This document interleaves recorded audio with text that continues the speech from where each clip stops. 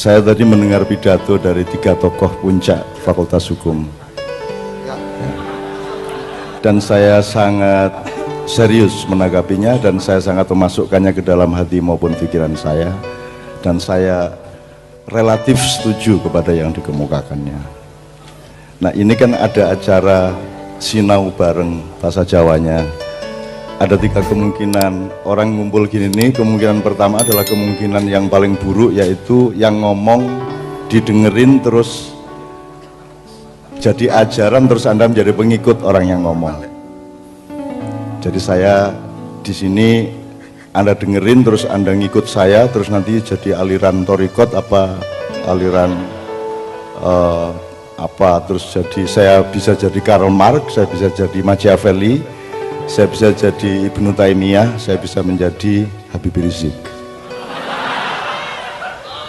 Nah, saya tidak merekomendasi yang ini. Kemungkinan kedua adalah setiap orang yang tampil di sini membawa kebenarannya masing-masing dan berdebat untuk mempertahankan kebenarannya masing-masing. Dan ini tradisi mainstream modern. Kalau sudah berdebat di media sosial itu bukan bareng-bareng rendah hati mencari yang benar yang bagaimana, tetapi datang dengan sombong dan mantap untuk mempertahankan kebenaran masing-masing. Benar nggak? Kalau Anda milih ini, saya mulai. Saya tidak merekomendasi yang ini, saya juga tidak akan mempertahankan kebenaran saya karena saya tidak pernah bilang kepada Anda bahwa yang saya omongkan pasti benar. Kebenaran tidak di tangan saya ini hanya bisa bergabung kepada kebenaran, tapi kebenaran yang sejati, Anda sudah tahu rumusnya, untuk anak-anak maknya, ada benernya sendiri, bener dewe, di atasnya ada benernya orang banyak. Demokrasi terasosiasikan yang kedua ini, benernya orang banyak, orang sepakat, oh gini yang bener, bahwa Indonesia ini diserahkan kepada PDIP, Golkar, kan gitu. Udah pokoknya undang-undangnya seperti itu, mati hidup kita ngikut sama mereka, meskipun mereka monster semua rata-rata, gitu ya. Oke, ini benernya orang banyak. Yang ketiga adalah kebenaran yang dinamis yang kita cari terus-menerus, yaitu benar yang sejati, the real truth of life. Gitu ya. Nah, saya merekomendasi semua yang kita omongkan ini nanti adalah kita, Anda, saya, para narasumber maupun anak-anak saya yang tadi pidato itu bareng-bareng yang benar yang gimana ya. Kita cari bareng-bareng dan kita nyicil. Nggak mungkin kebenaran judul ini kita temukan malam hari ini. Tapi kita harus ketemu kuncinya, pintunya dan arah-arah untuk menemukan sumber dari kebenaran masa depan maupun masa silam kita. Kan gitu. Jadi kita nyari bareng-bareng loh ya, rendah hati ya. Kalau salah ya ketawa aja, wong. Kan setiap orang punya kekonyolannya masing-masing. Saya juga punya kekonyolan. Saya jangan pikir dengan Anda yang dokter dan pinter bahasa Arab itu tidak punya kekonyolan. Dia juga punya kekonyolan yang dirahasiakan kepada mahasiswa. Senior kita Bapak Kamal Firdaus yang tokoh hukum sejak tahun 70-an di Jogja ini juga saya tahu persis konyol-konyolnya, sebagaimana dia tahu persis konyol-konyol saya. Kalau manusia tidak punya kekonyolan, silahkan menjadi Tuhan atau malaikat, kan begitu. Jadi wong elek rupanya ya ra masalah, wong rada bodoh sidik ra masalah gitu loh, wong rada pokok-pokok sidik ya ra masalah. Ning panggonane iki sing cetha gitu loh. Ono wong kaya ngono presiden upamane lho ya. Ya kabeh iki ana pantes-pantese ya toh. Oke. Dan seterusnya, oke ya. Oke, nanti ini kuncinya, tolong diingat, ini kuncinya adalah apa bedanya gini. Kalau Anda ngomong Muhammad tadi, Ustadz kita dengan ngomong, kalau Muhammad itu kan salah satu rumusannya Muhammadun basyarun bal huwa yaqut bainal hajar la kal basyari bal huwa yaqut. Jadi Muhammad itu manusia biasa, tapi dia bukan manusia biasa, artinya dia tidak sembarang manusia, dia adalah mutiara di antara batu-batu. Nah, orang modern gara-gara terbiasa demokrasi tidak lagi belajar membedakan bedanya manusia dengan manusia, gitu ya. Jadi orang udah nggak ngerti lagi mana manusia bermutu, mana tidak. Nah, kita nanti ngomong karakter dan kepribadian dengan setting Nusantara dan seterusnya. Cara pembelajaran kita adalah, loh, ada bedanya memang. IQ aja ada di bawah 100, ada sampai 160 kok. Jadi ada yang manusia mutiara itu ada. Semut saja ada ratunya kok. Kambing saja ada pemimpinnya kok. Macan saja raja rimba kok. Jadi Tuhan memang bikin batu digosok jadi ake, terus laku. Tapi sehebat-hebat kamu menggosok ake, dia tetap tidak punya takdir mutiara.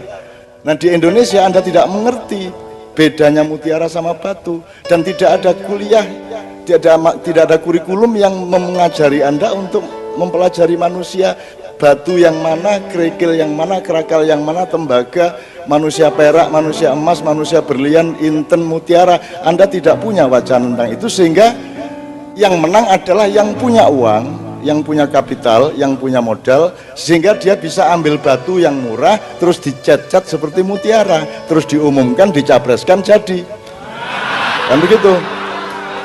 Sebab Anda tidak ngerti, nah, itu cuman waktu dicat ya, gue kira rumah samu emas tenan, nah, gue saking pokoknya bangsa ya gitu kan begitu. Maka Anda harus 10 tahun jatahnya, nanti saya kasih tahu 10 tahun jatah Anda untuk memahami manusia. Satu, untuk memahami manusia.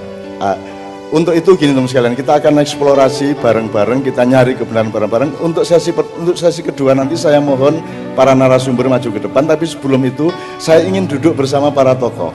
Jadi yang pidato 3 orang tadi saya mohon di sini. Nah, tepuk tangan, tepuk tangan. Ayo Anda, ayo Ketua Perwakilan Mahasiswa, Pak Dekan, monggo Pak Dekan. Yang tadi pidato tadi, yang awal,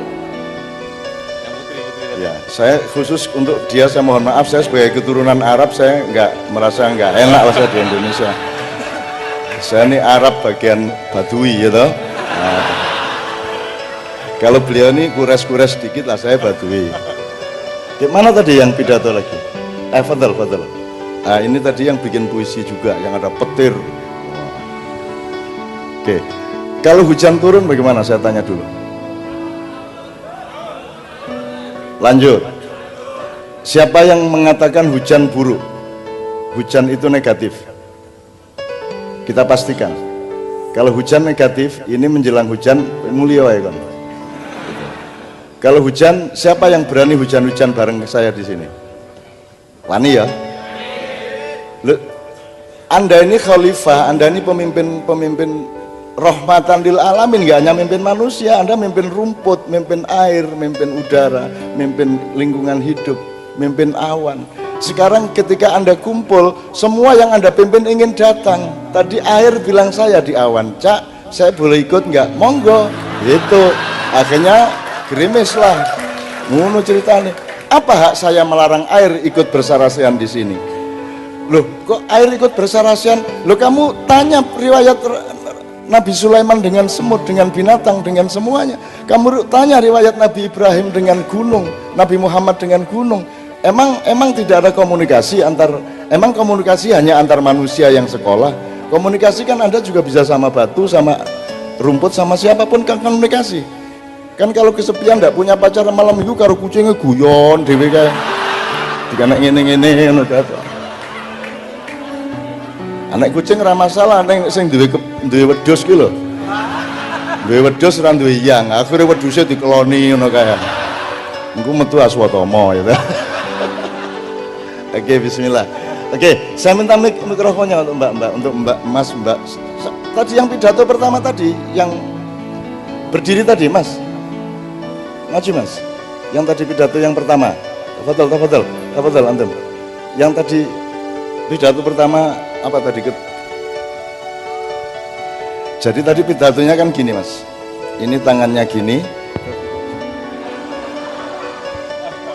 Gini aktingnya tadi begini. Sebaiknya belajar nonton RCTI atau MNC ya.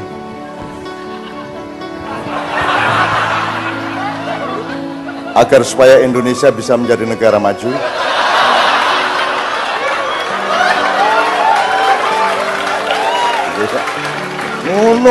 Mosok acting ini.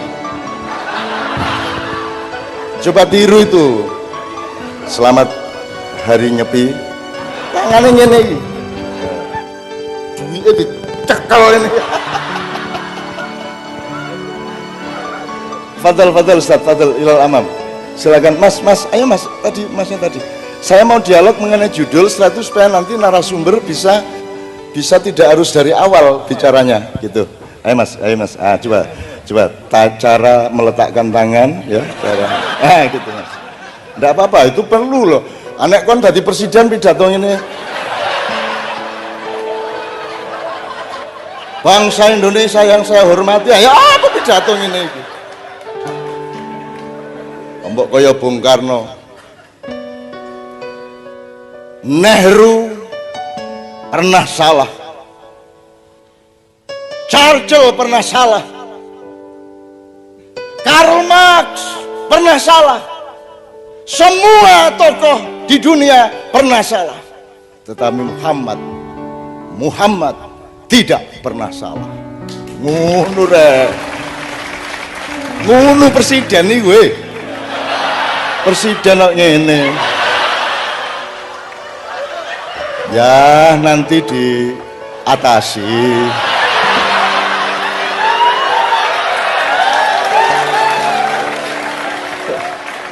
Ya, oke, let's start discussing.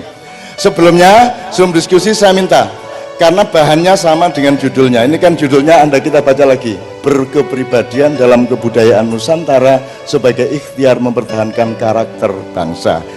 Saya sangat setuju dan saya ingin Anda tepuk tangan untuk yang menciptakan judul itu. Oke.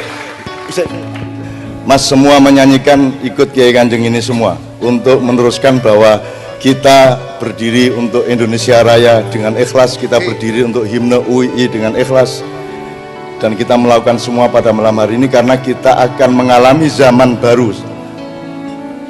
Jangan kaget kalau tahun ini Anda mendapat, upamanya Anda mendapat presiden yang lebih culas, lebih monster, lebih kacau, jangan kaget. Tapi Anda konsentrasi aja membangun kepribadian Anda. Nanti jatahnya 10 tahun mulai 2024-2025 Anda akan jadi pemimpin-pemimpin di tempat masing-masing. Sekarang mendadar diri bener, bangun kepribadianmu, bangun Nusantara dan Indonesiamu. Kan 10 tahun lagi kan sudah umur berapa, Dek? Sudah mulai, itu sudah mulai wakil dirjen, udah bisa itu. Udah tenang aja. Nanti akan ada zaman baru. Bismillahirrahmanirrahim. Dan ini kita ngomong sambil setengah nekat supaya Allah, lu kok ngawur gue ngomong ngono lah ini ya terus pripun meleh. Kan gitu kan. Tinggal begitu saya. Lah kita bisanya berdoa dan yakin ya. Kalau kita tidak yakin sama doa kita terus nanti Tuhan ngomongnya lain lagi. Misalnya, ya Allah, apa mungkin ya ada zaman baru? Terus Tuhan bilangin, lah kowe dhewe ra yakin ngono ta? Nah, sekarang kita yakin, pokoknya 10 tahun lagi. Tahun 2000, karena perjanjian 500 tahun sudah lewat. Sekarang kita sedang melakukan transisi untuk menuju Nusantara Raya yang akan kita bangun bersama. Gitu ya. Terus kalau Tuhan masih marah, kamu kok yakin-yakin amat? Kan saya yang mentakdirkan semuanya. Loh, nek gak yakin jare gak yakin. Nek yakin disalahno sampeyan karepe ya napa wae gitu.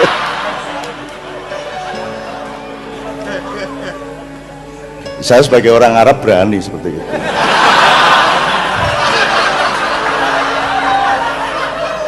Sakno wong Arab iki dilolokno arek.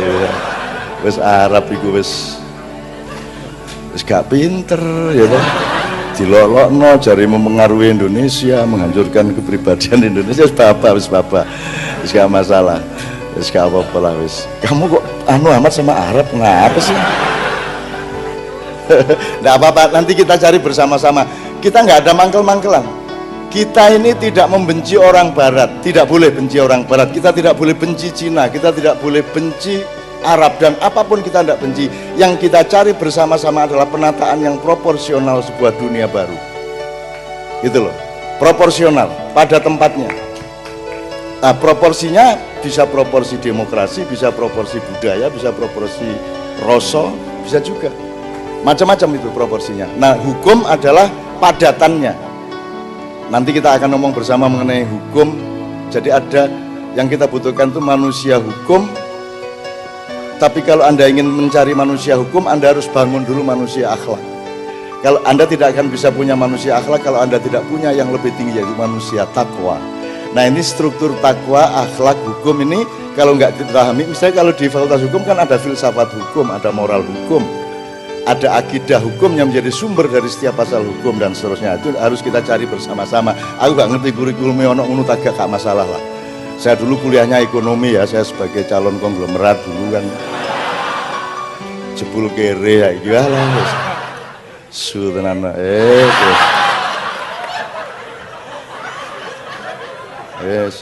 ngopo aku kuliah ekonomi kayak ngopo aku biar gara-gara temennya Pak Kamal tuh namanya Romdon Naning SH itu satu wilayah sama saya di Kadipaten dan dia tuh tiap hari ngejek saya. Dia tahu kalau saya jarang masuk sekolah gitu kan, nggak mungkin lulus gitu kan di SMA. Akhirnya dia kalau ketemu pagi-pagi dia berangkat sekolah, saya berangkat sekolah, dia ngopo sekolah nun ora mungkin gue mesti ora lulus apa meneh mlebu UGM ora mungkin kan. Aku ditantang ngono iku akhirnya tak bikin lulus. Jadi guru-guru saya kalau ngelihat teknis nilainya saya pasti tidak lulus. Tapi harus ada dimensi politik lain yang membuat lulus. Jadi saya jadi anak yang sangat mengancam sekolahan. Itu akhirnya guru-guru rapat ini saya usul Pak Giarso, kepala sekolah Pak Giarso, daripada kita repot setahun lagi mbok sudah Ainun diluluskan saja. Lulus aku. Sip itu. Nilainya ya 4,5 3,5 lah. Neng lulus akhirnya ya. Tapi lumayan Ramadan enggak tahu sampai hari ini. Kasus lulus saya itu kan lulus politis kan gitu. Lulus security gitu. Terus saya masuk UGM tak leboni kabeh Mas, kedokteran saya diterima, teknik sipil saya diterima, arsitektur saya diterima, ekonomi saya diterima. Yang enggak diterima di Fakultas Sastra mangkel aku. Sastrawan iki enggak diterima di Fakultas Sastra. Mangkel temen aku, kurang ajar arek-arek. Lu masa saya diterima di psikologi, diterima di fakultas-fakultas yang serem-serem, diterima di sastra gak diterima Mas aku Mas. Akhirnya tak sepatani 5 tahun lagi saya akan ceramah di Fakultas Sastra ngono aku. Terus Tuhan panik,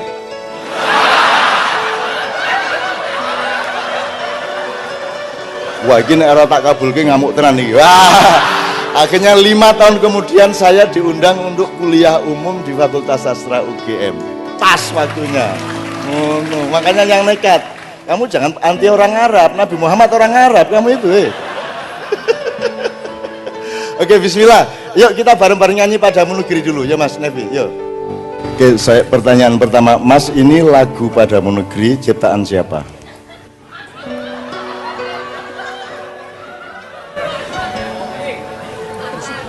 Tidak ada yang tahu ya? Sudah. Jadi ketokohannya Min 1. Tidak tahu. Ini ciptaan Kus Bini. Pak Kus Bini itu julukan beliau buaya keroncong Indonesia. Ya, tepuk tangan untuk Pak Kus Bini. Anda tahu Universitas UKDW, Universitas Kristen Duta Wacana. Kalau dari Galeria ke selatan, kalau Anda terus ada perempatan yang Cingcil Kudit itu, ya. Kalau Anda terus lewat Jalan Layang, Cak Koting, kalau ke kanan Anda Kota Baru, Anda ke kiri. Nah, Anda ke kiri di situ nanti ada gang kedua, Anda masuk di rumahnya Pak Kus Bini. Kalau Anda ngomong karakter Nusantara, ming Pak Kus Bini wae kira ngerti. Pidatomu mang ya rada isin-isin kudune ngono lho ya. Rawa ya, jangan marah ya, Dek ya. Jangan marah. Lah enggak ngerti Pak Kus Bini ya, enggak ngerti Padamu Negeri. Nah, kalau Indonesia Raya ciptaan siapa? Aku enggak ngerti pisan iki arek-arek iki. Ya.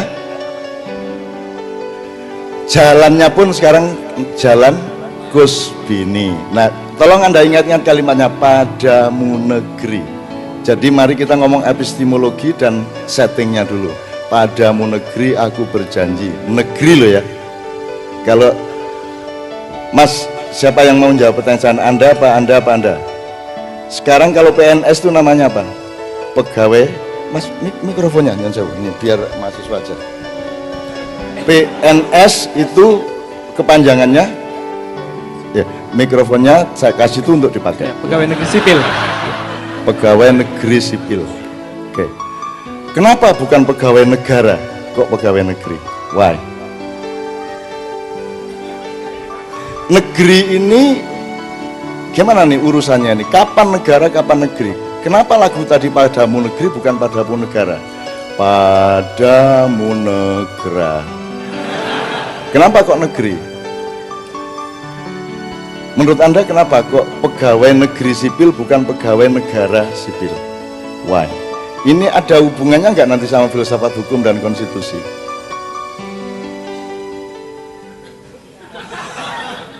Silakan menjawab. Sebelumnya saya belum pernah mendengar perbedaannya Pak, tapi kalau saya berpikir kalau negara itu lebih pada unsur politiknya Pak, kesatuan politik, kenapa itu disebut negara. Tapi kalau negeri itu bisa lebih, cakupannya lebih luas. Oke. Negeri bisa termasuk orangnya, alamnya, dan lain sebagainya. Kalau birokrasi itu nyambungnya ke negara apa ke negeri? Birokrasi. Kata birokrasi nyambungnya ke negara apa ke negeri? D. Dipakai negara. Negara. Kenapa namanya pegawai negeri? Katanya negara, birokrasi nyambungnya ke negara. Kenapa disebut pegawai negeri kok nggak pegawai negara? Ayo Dek. Pak Dekan tolong gini-gini nih, sekali-sekali ada sarasian kecil di kampusnya, karena gini prakteknya. Kalau pegawai negara jelas undang-undangnya, konstitusi. Kalau negeri itu bahasa budaya, bahasa yang lebih luas. Nah, kenapa disebut pegawai negara Republik Indonesia? Karena pegawai itu taat kepada siapa? Harus patuh kepada siapa, Mas? Pegawai itu harus taat kepada siapa? Kepada negara. Kepada negara, kepada undang-undang negara. Makanya kenapa kok tidak disebut pegawai negara?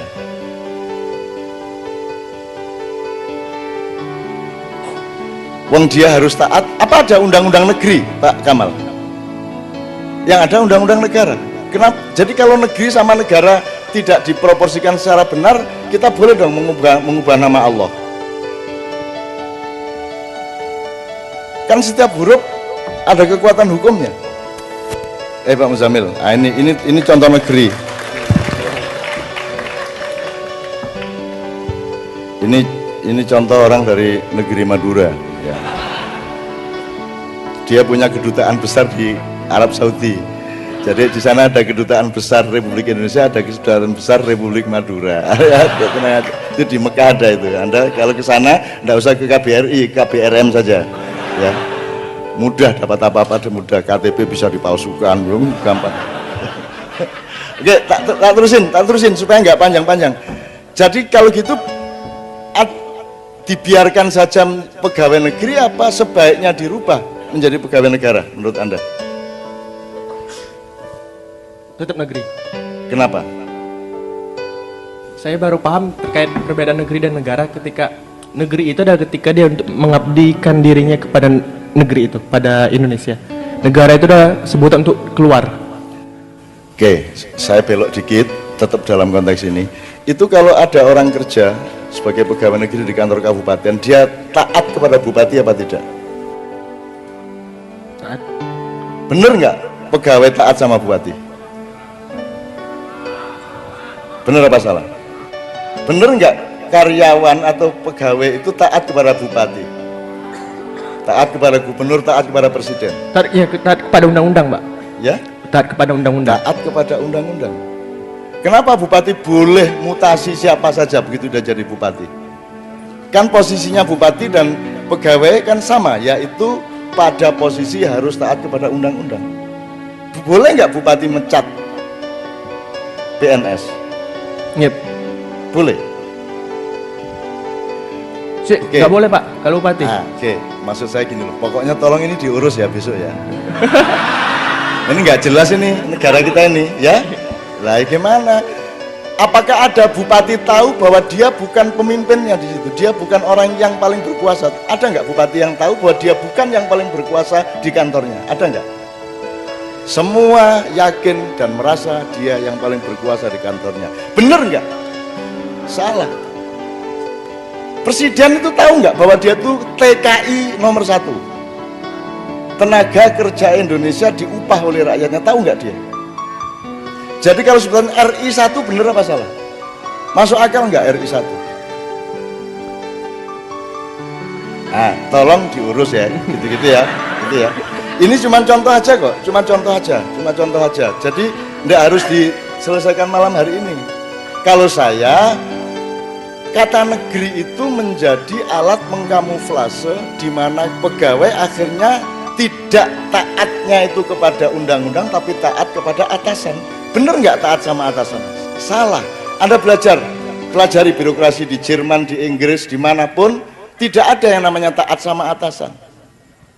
Nggak ada. Taat itu kepada undang-undang. Jadi kalau Anda cari paspor, yang nanda tangani tidak harus kepala imigrasi.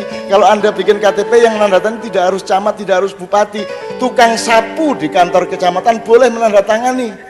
Yang penting ada tanda bahwa sudah ada yang mengesahkan di antara para pegawai yang statusnya sama dengan camat, yaitu taat kepada undang-undang. Itu loh Mas. Masuk akal enggak?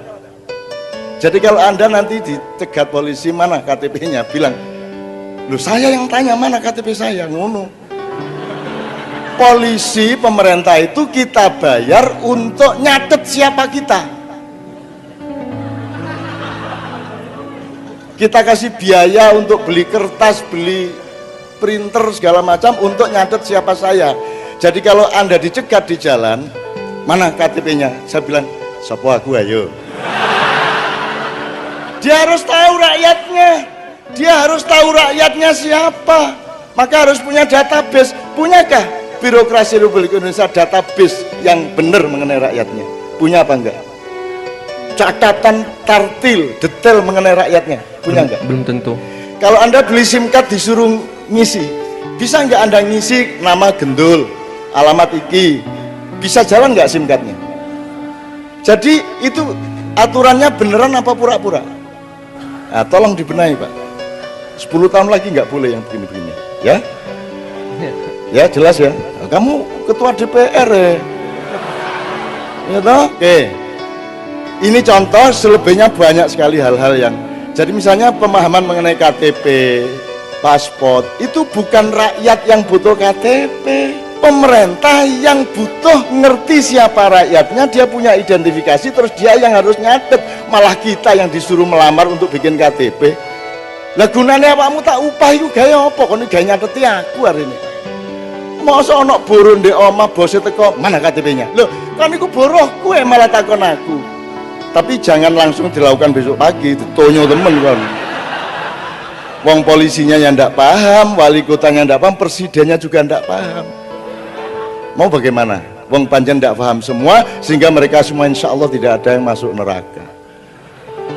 Soalnya begitu dimasukkan neraka, terus ada malaikat yang bilang, lu kok masuk neraka? Emang ndak ngerti kok dia. Jadi ndak masuk neraka. Jadi kalau Anda ingin masuk surga, bodohlah. Nggak ngerti apa-apa banget ya loh wes. Lu kamu kok malam minggu berzina? Kenapa berzina nih? Lu kok karo itu bojomu? Lu boten asal ta? Lu beres ta? Malah Anda masuk surga, enggak masuk neraka, enggak ero ya. Waduh, mboten kondo biyen sampean mah. Mun kadung ben malam minggu kula niki wah wis.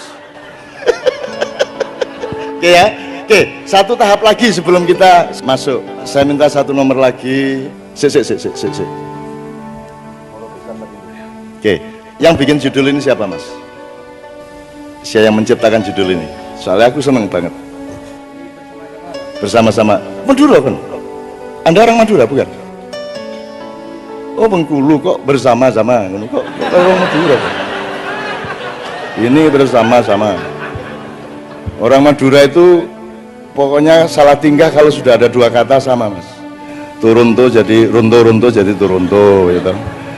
Aku takon di Madura, saya naik kendaraan terus berhenti, ada ibu-ibu nyunggi makanan gitu, terus aku takon, bu, guluk-guluk di mana bu? Tidak tahu saya. Guluk-guluk tidak tahu saya. Begitu, ya, nggih bu, terima kasih. Terus begitu dia jalan 5 langkah, balik. Lu gulu. Nek lu gulu paham, nek guluk-guluk gak paham. Itu soal cengkok ya, soal nuansa, soal dhok ya dalam bahasa Arab gitu. Oke ya. Oke. Jadi bikin bareng ya, Dik ya. Oke. Saya tanya, kok pakai Nusantara, kok enggak pakai Indonesia? Enggak sengaja apa sengaja apa? Apa itu ideologi, apa itu rencana masa depan atau apa ini?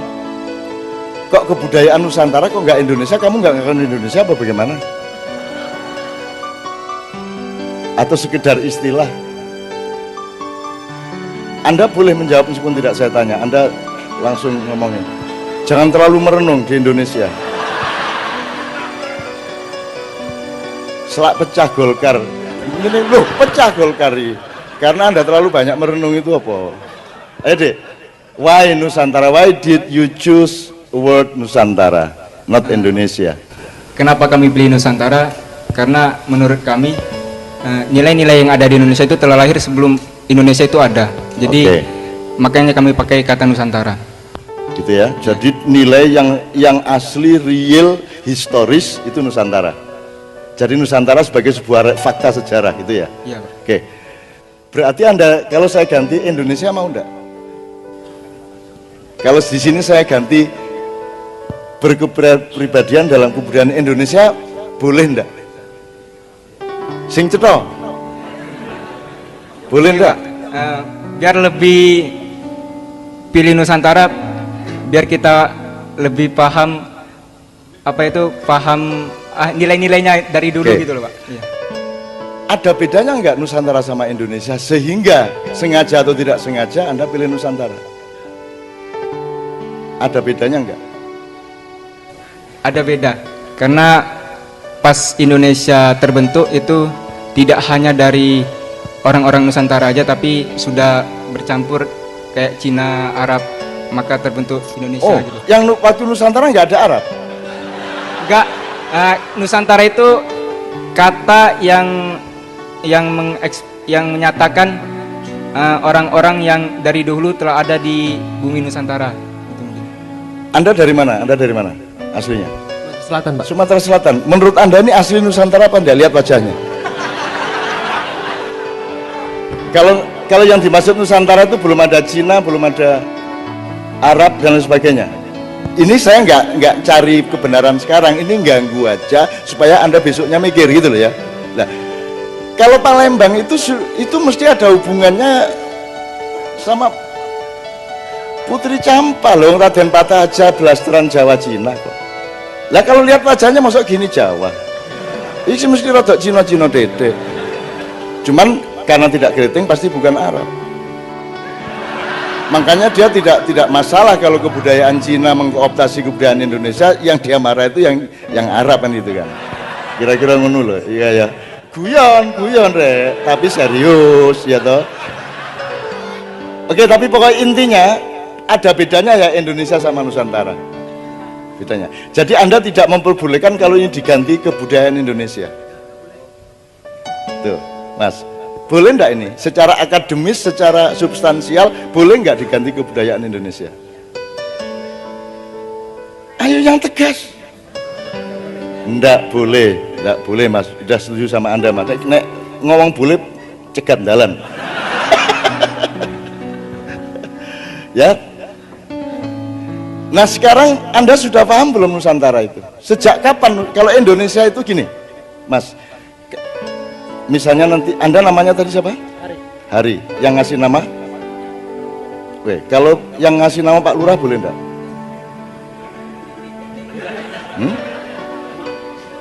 Yang punya hak ngasih nama Anda siapa?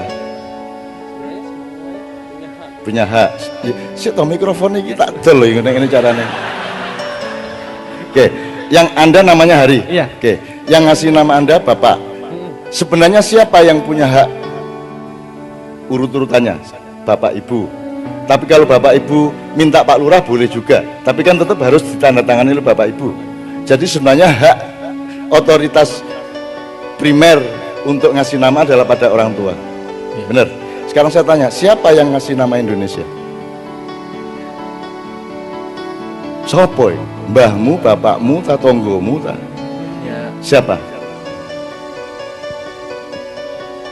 Siapa yang ngasih nama ini Indonesia itu siapa? Tidak harus dijawab, ini cuman memancing Anda supaya penelitian. Abad berapa kata Indonesia itu mulai diucapkan dan kemudian digunakan untuk nyebut kita bersama? Nggak tahu ya? Oke, nggak apa-apa. Nggak apa-apa, kita akan meneliti bersama supaya kita tahu. Loh, kita ini dipanggil dengan kata Indonesia, tapi kita tidak pernah marah. Ini yang ngasih nama saya ini Pak Lurah apa bapak saya? Kan nggak jelas sampai sekarang. Dan kita rela-rela saja. Tolong dipertanyakan martabatmu. Ada kita punya teman namanya Jemek Supardi itu. Dia itu pokoknya teroris. Kalau siapa misalnya Pak Nevi punya anak namanya Tegar Maulana, terus Jemek datang mengunjungi Pak Nevi, mengunjungi anak yang lahir, terus dia bilang, "Piye Darsono kabare?" gitu. Loh, jelas jenenge Tegar Maulana, dia ngeyel Darsono. Wah, ganteng tenan Darsono. Gila gitu kan. Itu si Jemek. Jadi sampai hari ini anaknya Pak Nevi yang namanya Tegar Maulana itu dipanggil. Saya dulu pernah dipanggil Pak Harto, saya marah besar. Anda tahu zaman Orba, saya marah besar dipanggil Pak Harto, enak aja. Nama saya Ainun kok dipanggil Pak Harto. Jelas ya Mas? Anda harus waspada sama kata-kata. Maka sekarang kita urus sejak huruf, sejak kata kita urus. Kalau memang Nusantara jelas pertimbangannya, kalau Indonesia jelas pertimbangannya, gitu kan? Itu ya Mas ya. Maka sekarang kita workshop sedikit. Oke Bapak sekalian, saya mohon dengan sangat kita mempelajari bareng-bareng. Kita harus punya keputusan yang tegas mengenai Indonesia dan Nusantara. Indonesia juga monggo, Nusantara juga monggo, asalkan jelas anunya, proporsinya, konteksnya, muatannya dan seterusnya. Itu. Termasuk nanti kalau punya waktu kita akan cari yang disebut karakter atau kepribadian itu unsurnya apa saja. Ya. Supaya karena karakter ini sejak ada Dignas ngomong berbasis karakter, itu yang dimaksud sebenarnya adalah moral tok gitu, bukan kekesatriaan, bukan, jadi yang dimaksud itu moral. Oke. Nah sekarang sebelum saya minta Poro Besan dan beberapa lagu berikutnya nanti akan saya sebut, Mas beliau tadi ini jabatannya apa? Ketua SC Sarasehan Budaya pada malam hari ini ya? Steering Committee. Saya Ya, mohon steering mikrofonnya committee. dikasih beliau. Tadi kan Anda pidato, waktu awal Anda membaca kalimat-kalimat Arab yang membuat dia agak gimana gitu. Nah, kalimatnya tadi Anda ulang dikit aja. Alhamdulillah tadi. Ya, pembuka tadi. Innal hamdalillah Innal hamdalillah. nahmaduhu wa nasta'inuhu wa nastaghfiruh wa Ya. na'udzubillahi min syururi anfusina wa min sayyiati a'malina. Terus? May yahdihillahu fala mudhillalah wa may yudlilhu fala hadiyalah. Oke, saya ambil bagian wa may yahdillah fala mudhillalah wa may yudlil fala hadiyalah. Artinya May dan barang siapa telah diberi petunjuk oleh Allah, wa may yudlilhu fala, tidak ada yang maka bisa menyesatkan. tidak akan menyesatkannya. Ya. Dan barang siapa? Dan Wa may yudlil. dan barang siapa yang telah disesatkan, maka tidak ada yang bisa memberi petunjuk pada dia. Oke. Menurut Anda ini unsur yang bisa Anda ambil dari kalimat ini apa? Saya kasih contoh, berarti Allah itu punya hak absolut untuk memberi petunjuk atau untuk menyesatkan, benar nggak? Dan tanpa alasan. Kita tidak punya hak menuntut Allah, kenapa kok dia diberi petunjuk kok saya tidak? Kenapa kok dia disesatkan saya tidak? Tidak ada hak pada kita. Meskipun Allah sangat rasional dan dia setia kepada sebab akibat. Tidak ada orang tiba-tiba disesatkan tanpa sebab. Jadi kalau ada peristiwa hidayah dan peristiwa penyesatan, itu harus kita lihat dia sebab apa akibat. Dan itu kalau dia sebab berarti tidak ada apa-apa sebelumnya, dia memang mengawali segala sesuatunya. Tapi kalau dia akibat, orang disesatkan karena titik. Satu gitu Mas ya. Saya ingin menegaskan saja sama Anda dan kita bersama bahwa hidup kita ini lingkarannya di situ. Kita ini sedang disesatkan apa sedang dihidayai kan gitu. Jadi menurut Anda skala hidayah dan penyesatan dari Allah itu maha menyesatkan, jelas ya? Coba ucapkan deh. Allah maha memberi petunjuk. Satu, coba ucapkan. Allah maha memberi petunjuk. Kedua, Allah maha menyesatkan. Allah maha menyesatkan. Nah, ini banyak orang tidak berani ngomong ini.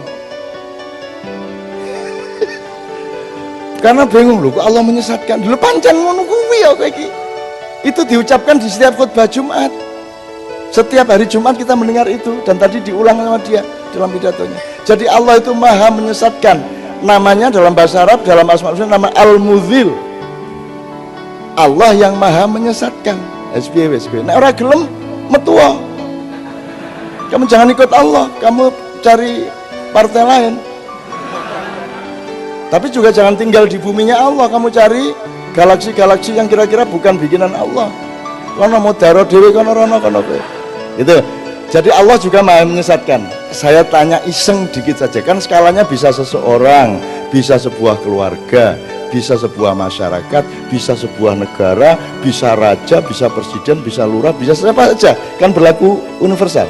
Menurut Anda, negara kita ini sedang diberi petunjuk oleh Allah atau sedang disesatkan?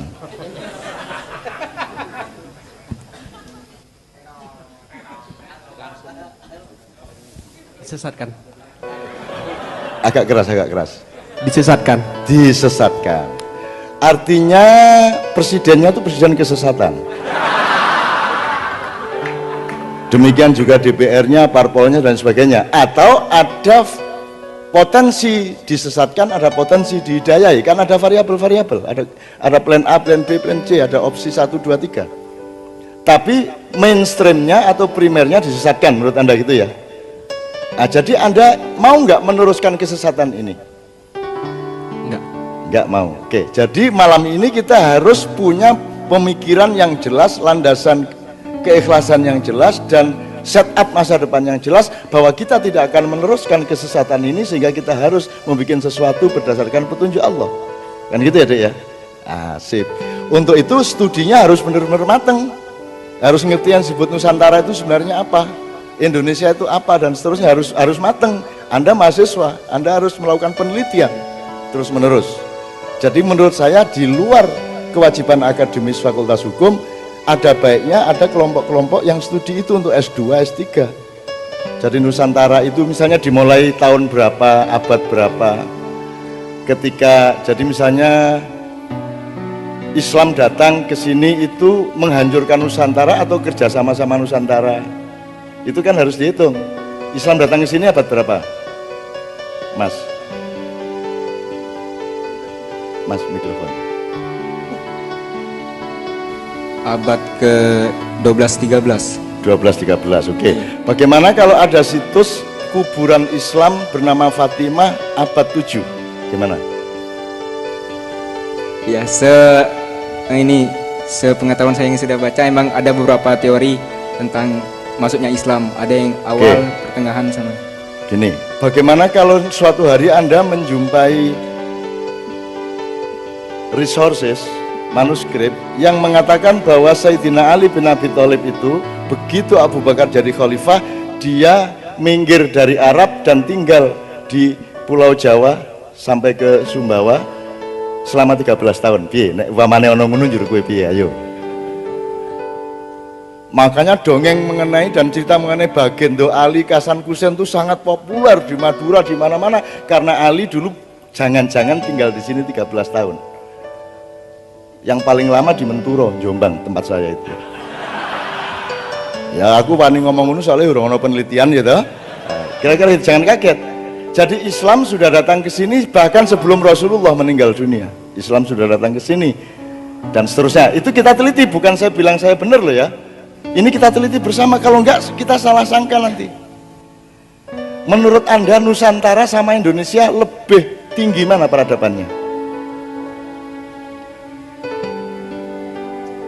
Nusantara. Sip, dah. Tapi kan harus ada fakta-fakta, harus ada penelitian, harus ada bukti-bukti, gitu ya. Ah, ini banyak sekali Mas. Kalau kita mau ngomong ini, kita sarasiannya minimum 5 kali. Ya tapi kan kok entek duit dekan, ya toh. Terus gak usah, wis. Kapan-kapan aja kita. Tapi pokoknya kunci-kunci almari kehidupan masa depan kita buka. Karena barang siapa ingin memiliki masa depan, dia harus berkaca kepada masa silam. Kan begitu? Tidak mungkin orang berjalan ke masa depan tanpa melihat masa silam. Tidak mungkin Anda nendang penalti akurat dan tinggi energi yang mendorong bola itu kalau Anda tidak mundur beberapa langkah. Betul enggak? Betul enggak? Jadi mundur, gak ono ini bal terus ono penalti Messi terus dia sih gak ono yang ini rek, mundur baru set gitu. Mundur dulu ya toh. Nah Anda juga harus mundur. Saya ingatkan sebelum lagu, saya ingatkan salah satu yang saya ambil dari Nabi Khidir alaihissalam adalah ajaran mengenai siklus waktu. Jadi Nabi Khidir bocorin kapal itu masa kini, Nabi Khidir mencekik anak kecil itu masa depan, Nabi Khidir menegakkan pagar miring itu masa silam. Jadi urut-urutannya masa kini, masa depan, masa silam, masa kini, masa depan, masa silam. Kalau Anda mau cepat majunya, Anda harus berputar sesuai dengan siklus itu tadi. Makanya ibu-ibu, bapak-bapak kalau marah sama kamu dulu ketika kamu suka bolos, bapak bilang gini, kamu itu bolos, bapakmu kerja keras, kamu disekolahkan mahal-mahal, bolos saja, gitu kan? Bolos kan peristiwa sekarang, lambang kekinian. Terus kalimat berikutnya, kamu mau jadi apa besok-besok, gitu kan? Masa depan. Terus kalimat berikutnya, bapak dulu, nah gitu kan? Bener gak? Sudah itu naluri manusia. Jadi Allah itu mengajari lewat naluri Anda bahwa hidup itu kayak begitu siklusnya. Udah percaya gak? Percaya wis kon dadi bapak yang ngono umur-umurin. Kon iku tak tempeling kapok kon. Bolos saya. Ngaji gak sregep. Dadi apa kon meneh? Dadi preman ta ya apa? Gitu kan? Bapakmu biyen nah gitu. Mesti gitu. Jadi bapakmu biyen luwe nemen. Cara imam. Oke, saya minta 3 lagu sekaligus. Kita dengarkan sambil santai, Pak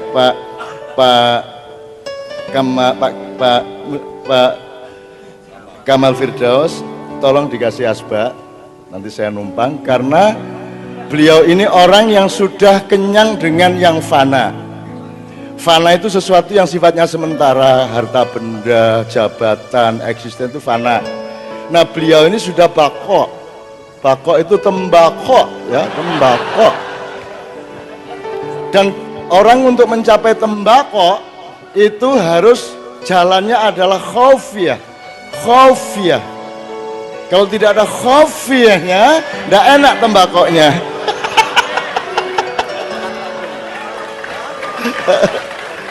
Tak baleni menaiki gulaane arek-arek nyenengno. Lho itu tembakau itu asal usulnya dari kata tembe ing burine sok-sok bakok. Dari akhir disingkat tembakau. Oh serius itu. Jalannya adalah 2. Yang satu khofiyah diwujudkan dengan kopi, yang satu diwujudkan dengan kopiah. Itu ceritanya deh. Di Palembang enggak ada begitu itu, enggak ada. Hanya di Jawa orang gila seperti itu kan itu. Opo sembarang deota ade gak karu-karuan itu ya. Tapi kan tidak ada yang tidak gaduk, semuanya gaduk.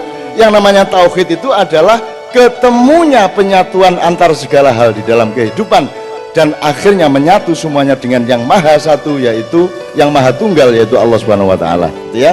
Saya minta satu porobesan, kemudian diteruskan dengan saya minta kita dengerin 3 lagu karena kita ngurusin Nusantara dan Indonesia. Musik ini kita manfaatkan untuk workshop-workshop dan mengidentifikasi supaya jelas masa depan kita karena beliau akan memimpin 10 tahun lagi gitu ya.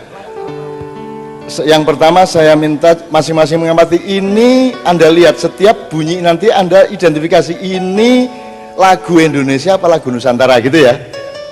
Pikirannya gitu ya, ini lagu Indonesia apa lagu Nusantara gitu. Tapi Pak Kamal dan saya agaknya tidak bisa memiliki kecerdasan tanpa tadi itu. Yuk, bismillahirrahmanirrahim. Tepuk tangan untuk Kiai Kanjeng ya.